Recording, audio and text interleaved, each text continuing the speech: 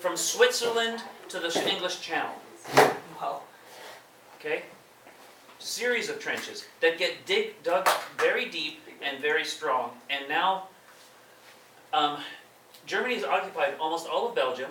Why did someone go the other way? Sorry? Germany has budget, looks like France has budget. Germany has occupied almost all of Belgium and large parts of France. And it's at this point that the Germans would like to say, okay, let's sue for peace, let's see discussions. But are the Allies going to listen to that? No. No. And neither side wants to give up the fight. The English are in the war because they're occupied by Belgium, and they want to promote a sort of a balance of power in Europe. The French are at the war because they're German, they feel attacked, their own land is being territory. And what land was taken? But some of the best land in France. And the Russians are in the war because they don't want, they're losing the Serbia, and because of the Dardanelles. But not only that, now the Germans are in Ukraine, and so is and the Austro-Hungaries threaten Ukraine, and now Turkey's in the war. Turkey's in the war because the Germans make a better deal for them than the rest of the Allies. Russia doesn't like Turkey. Italy switches sides. Yeah. They were allied with Germany, and they say, hey, wait a minute, you're going to give me parts of Austria-Hungary if we win? I'm with you. And so in 1915 they attack Austria.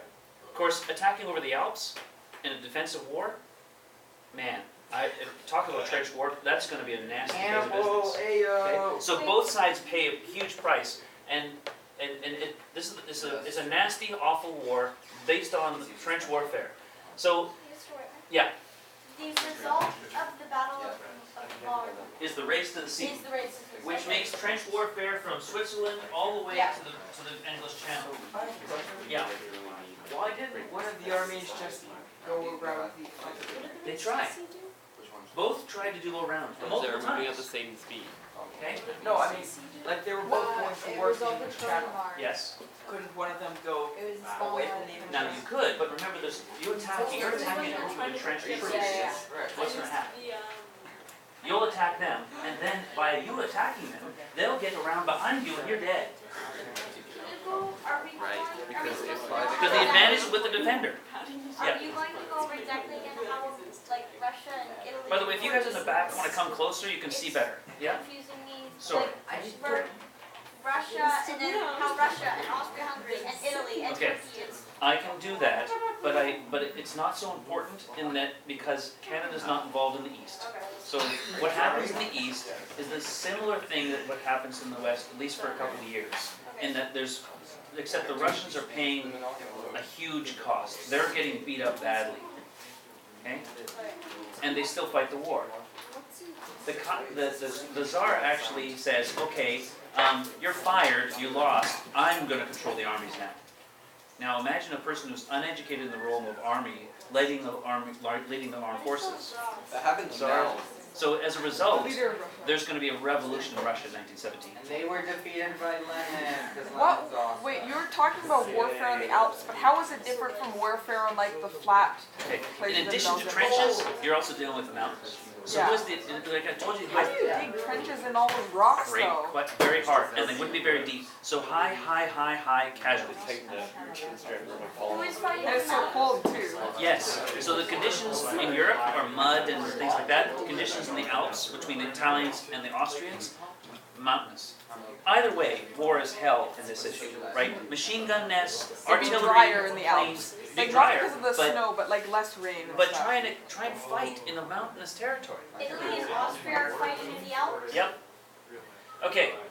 So in 1915, both guys adjust to trench warfare. But Germany's smart because what they do is they realize they've got territory. So Carson, they actually build a bunch of fortresses behind the lines, Wait, and then they retreat. who is to those both lines. guys? Both guys are dealing with trench warfare. Who is Both sides, the Allies and the Central Powers. They both are dealing with trench warfare. So there's the British say, okay, well we're going to force them away, and we went to this mass attack. We march our men into machine gun fire. Oh darn, we're not successful. Right? This is 1915. Don't worry about the battle name. It was Neuve-Chapelle in French. They try, and Then the Germans, which are very good at chemicals, Mustard gas. use gas.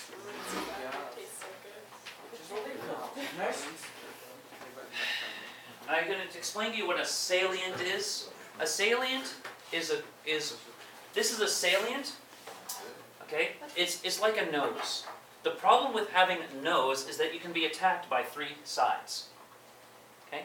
So It's a salient. The shape of It's the land. shape of the land, a salient. Don't worry about the fact. Either way, it's a strategic advantage for the attacker.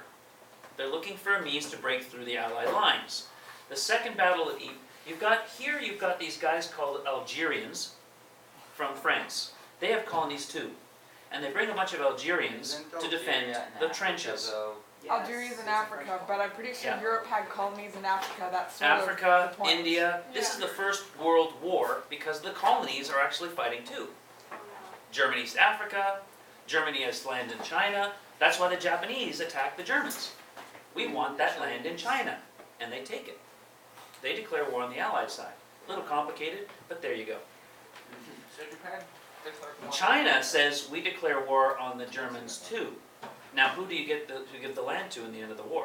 The Japanese or the Chinese? Japanese They actually gave it to the Japanese. Wait, the They Japanese gave and the land Chinese in were on China the to same the side? Japanese. They were on the same side? Yes. And then Okay. the Japanese But then why do you started give it attacking. to the Japanese if it's Chinese land? Good question. Answer, which is a stronger friend, Japan or China? At that point. Japan. Japan. Okay. Anyway, this is the second battle of Ypres. Beside them, right beside the Algerians, are the Canadians. Now the Canadians are the first, besides the Algerians, are the first to face poison gas. It's the second battle of Ypres.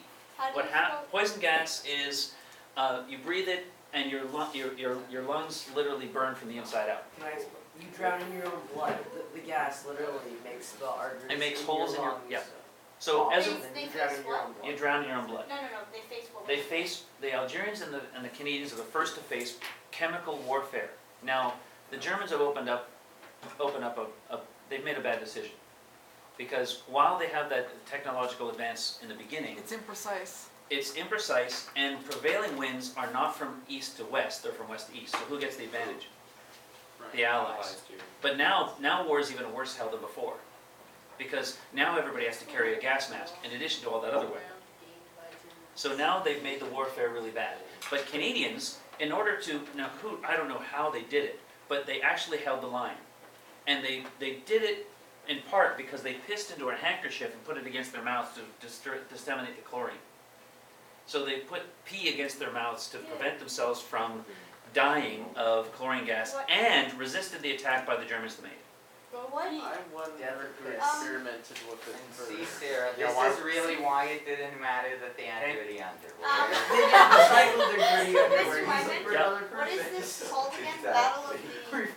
Battle of the second? Second battle of Ypres. Now the How do you Allies make spell- YPRES. mine is right on the wall. Right on the wall. Second, Marne Ypres. So 1950. Sorry, Harrison, my back is that way. You just pronounce E. It's funny because I'm not going to tell you all the battle names. I don't care about that. What I do care about is whose job is it to be on the offensive. Well, In this case, it's the Allies, Why? because they've already lost so much. Because it's whose territory? It's France and Belgium. France and Belgium. So they want to Yeah. kick them off. So the French and the English attack. Who's got the advantage? The defender or the attacker in this situation? Defender. The defender. So Are we they. still talking about the second battle of Ypres? No, now I'm talking about something else. So this over, the Canadians hold the line. The Germans attacked, Canadians held the line. You want to take a difference Canadians make? We're the first to base poison gas, and does it work? Yes. No, it doesn't. The Canadians actually, the Algerians, just in the face of all this gas attack, they run. Canadians extend the line and still hold it. So Canadians are actually turning to be very effective fighters. Okay, There was South America and all. 1915, excuse me guys, Holy refuge for I've Nazis been World here. War I. I gotta go fast guys. That's all they're good for. South America was literally tribes of like people in the No, but World War I. Germany has a plan. That's kind of There it is. What's the word? As in It's called a, Listen to the teacher. what's it called? A salient, Yeah, okay? that's right. This salient, if I can, I'll back it up. Except the See Spanish this? forces killed them all. There's the salient. It's a fortress. Verdun. Destroy their stuff. I've been there. If you go to France, go. there's so much to see in this part of France. There's the Maginot Line, which you're going to learn later. There's Verdun, and I saw 10 castles in one day. So it's a very interesting place called Alsace and Lorraine, and this is Verdun. In Verdun, you can still see the crater holes. You can still see the fortresses. They've kept them. But at Verdun, the Germans made a plan. They've got a salient. They can bombard it from 3 sides, and what their plan is to do, because they know the nature of trench warfare, their plan is to bleed France white. To make them commit so many troops that they actually run out of men. Why bleed white? No, like. There's Oh, no like blood, you go you white weren't when turned your white. blood After all you leaves squeeze your your finger, body. you get blood out. That's You the get out. idea. So Versus Verdun squeezing it is off. it's a sick nature calculation. But the Germans make this calculation that they're going to take the fortress, these are the fortresses, and they attack Verdun. It is a hellhole. Germany attacks 250,000 Verdun. men die on each side. Germany attacks Verdun. Germany attacks Verdun with the intent of making France bleed white. And they Who has defend the it tooth and nail. salient?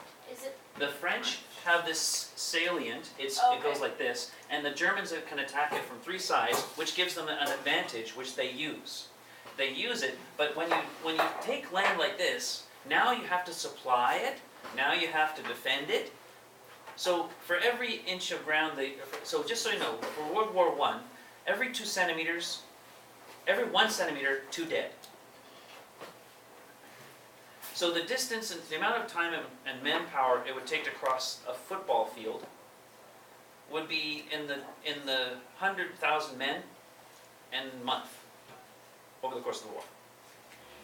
So it's ridiculous, horrible calculations the Germans made, and the purpose of it done. Does it work? No, it fails, and the French tenaciously attack it, but they're at the breaking point. Wait, now the French are attacking who? The French are trying to resist the German attack at Verdun, and they're under pressure. Hundreds of thousands of men in a very close confined place, fighting at close quarters with massive amounts of bombardments on both sides, trench warfare. The men on the other side, the British have to do something. The British have to do something, so they attack the Germans to try and get rid of it. I give you the Battle of the Somme. Of the what? Of the what? All these names Somme. Song? It's the Somme River. Song. The Somme is, how do I explain this one? You have 3 minutes. So, 3 minutes. Yeah. Okay, Verdun is French and Germany, right? They're fighting each other. Yes. Both are bleeding heavily. The French are really at the point of breaking. The English have to do something to relieve the pressure, so they must attack. Guess the date. Canada's birthday. July 1st. July 1st. It's the worst day in the history of the British Army It's very hot. because the attack Over fails. They try to blow up the German lines, and the entire Newfoundland regiment is wiped out in 1 day. So Newfoundland funds this regiment, they're all proud, they send them over, and in 1 day they die. Eliminated as a fighting force. 70% casualties. So July 1st is not a really great day for How large Newfoundland. was the Newfoundland rep? It's a regiment, so that's one third of an army. So like how many? Well, basically every young man in Newfoundland was put on in uniform. And they took all of them in once, and in 1 day they died. So that would be like roughly like a fifth of Newfoundland's population. Well, I don't know about the population part, but I do know that every man between the age of 17 to 25 in Newfoundland that day saw hell or died. Unless So- they were considered unfit for fighting and and were left the- home. Yeah. Every I man would just in break the my United leg and say I'm unfit So, for fighting. Verdun leads to the Somme, which is the worst battle in worst day of fighting in English history. 1st of July to 15th of November, 420,000 Wait, the Battle of the casualties. Somme lasted from 1st of July to 15th of November? 1st of July to 15th of November, 420,000 casualties. That means injured. Now, injured can mean, oh shoot, a piece of shrapnel just blew off my jaw, or I got a shot in the butt, or my head's blown off and I'm now in body parts all over the place. How many Casualties just mean unable to fight again, yes. So I just want to say about the Newfoundland Regiment, you said every man between the age of 17 And 25 was there, okay, but in the there was regiment. probably more than that because of all the underage people drafted into the draft. Okay, and it is relative guesswork, okay, but I'm just telling you that the average age of those on the fighting front line was young. How many casualties?